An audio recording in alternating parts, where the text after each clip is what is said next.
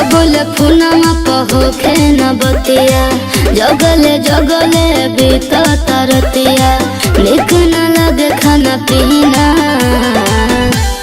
मनवा लागे कहिना ए पगली रे तोरा बिना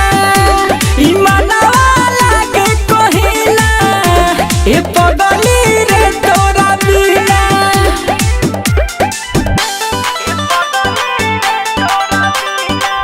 Music by Aman Rao.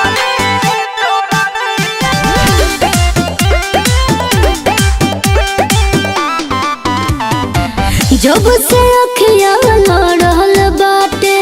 रोगी हो गई प्यार के देखले जब परछाई अपन लोक रूपवा यार के करे जा का करी हाँ हाँ जब से अखियां लड़ल बाटे रोगी हो गईनी प्यार के देखले जब परछाई अपन लौ के रूपवा यार के भले से हो खिला मजबूरी वादा कर कबो जइहा न दूरी हो जाई मुश्किल जीना ई मनवा लगे कहिना गे पगला रे तोरा बिना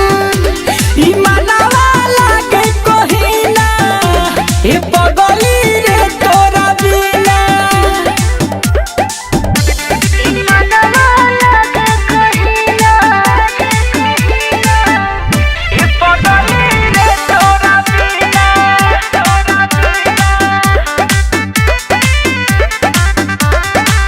सारा दुनिया लोकेला जब देखनी तोहरे अखिया में हो गईनी हम पागल कवन जादू बतोहरे बतिया में ए सोना